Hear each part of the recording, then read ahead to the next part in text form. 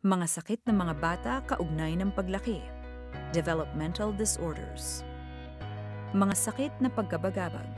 Anxiety disorders. Ano ang sakit na pagkabagabag? Anxiety disorder.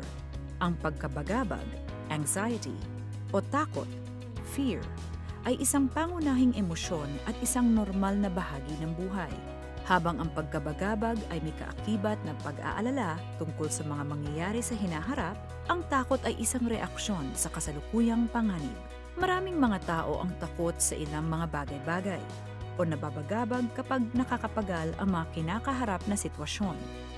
Ito ay isang normal na reaksyon sa stress at panganib. Gayunpaman, kapag ang pagkabagabag o takot ay nagpupursige, na nagdudulot ng kahirapan sa damdamin at panghihina sa mga pang-araw-araw na tungkulin, maaaring ito ay maging isang sakit. Ang mga bata ay maaaring takot sa iba't ibang bagay sa iba't ibang panahon ng paglaki. Halimbawa, karaniwan sa mga sanggol ang magkaroon ng takot sa mga estranghero at sa malalakas na ingay. Ang takot sa kulog, mga hayop, mga insekto, sa dilim at iba pa ay karaniwang nakikita sa mga bago pa lamang papasok sa paaralan. Preschoolers. Ang mga bata na nasa edad na pumapasok na sa paaralan ay maaaring mag-alala sa kanilang pag-aaral, pagsusulit, at pakikipag-ugnayan sa kanilang mga kaedad. Sa pangkalahatan, ang mga suliraning ito sa pagkabagabag ay mababawasan o mawawala kapag lumaki na ang mga bata. Gayunpaman, kung ang takot ng mga bata at ang pagkabagabag ay lalong nagiging mas seryoso at nagtatagal ng mahabang panahon, kailangan na ang mag-ingat. Mga sakit sa pagkabagabag na karaniwang nakikita sa mga bata. Pagkabagabag sa lipunan. Social anxiety. Ang mga bata ay takot na makisalamuha sa mga estranghero. Ninenerbiyos sila o hindi mapakali kapag inaasahan ng magsimulang makipag-usap sa iba. Nag-aalala rin silang maging sentro ng atensyon, tulad ng kapag gumaganap sa entablado o kapag sumasagot sa mga tanong sa klase. Pagkabagabag kapag napapahiwalay. Separation anxiety. Nagpapakita ng labis-labis na pagkabagabag kapag napapahiwalay sa mga magulang o sa mga pangunahing tagapag-alaga. Maaaring mag-alala sila na mawawala ang kanilang mga magulang, kaya madalas nilang tinatawagan ang kanilang mga magulang upang makatiyak o ayaw nilang pumasok sa paaralan.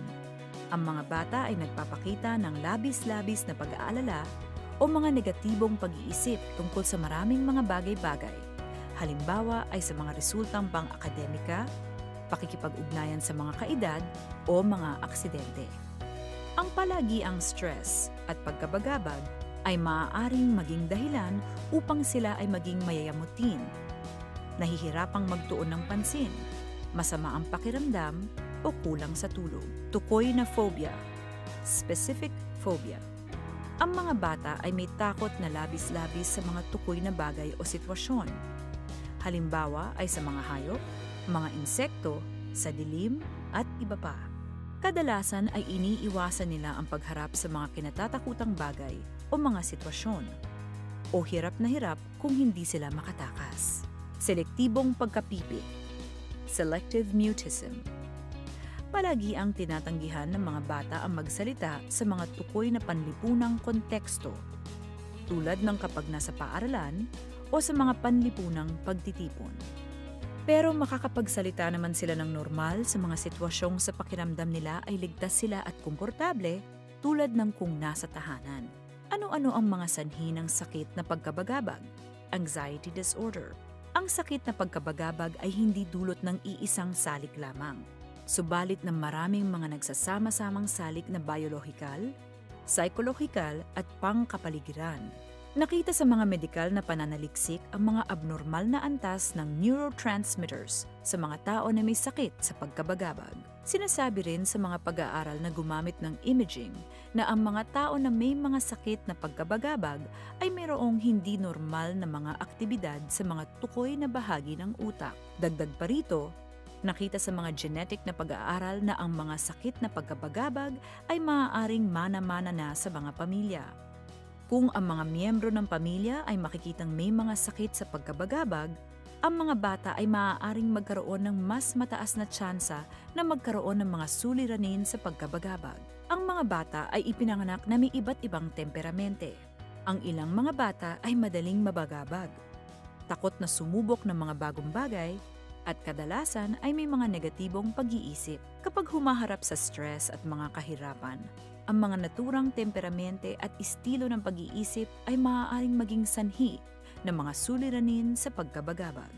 Ang karanasan sa buhay ay maaari ring humantong sa mga suliranin sa pagkabagabag, tulad ng kahirapang matuto, binubuli ng mga kaedad, at mga suliranin sa pamilya.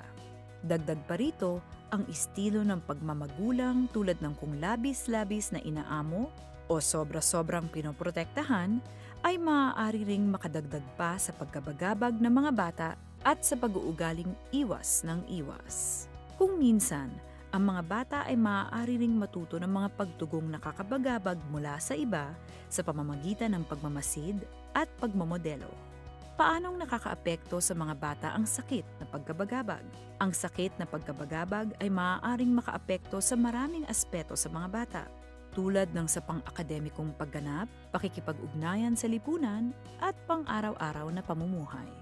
Sila ay atubiling magtangka.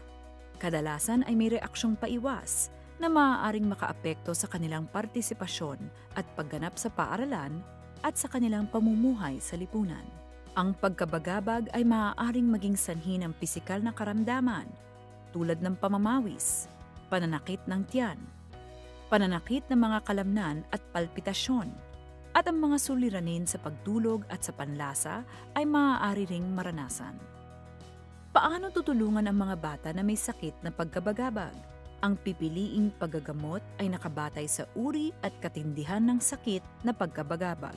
Bagaman ang psychotherapy ay karaniwang ginagamit sa paggagamot ng pagkabagabag sa panahon na bata pa, childhood anxiety, ang ilan sa mga mas may edad ng mga bata o iyong mga may mas matitinding sintomas ay maaari ring mangailangan ng gamot. May mahalagang papel na ginagampanan ng mga magulang sa paggagamot. Ang mga magulang ay maaaring tumulong sa kanilang mga anak sa pamamagitan ng paghahanap ng dahilan kung bakit ang mga bata ay nababagabag. Iwasan ang sobra-sobrang pag-amo o sobra-sobrang proteksyon at hikayatin ang kanilang mga anak na malampasan ng dahan-dahan ang kanilang mga kinatatakutan. Ano ang pananaw ng mga bata na mayroong sakit na pagkabagabag?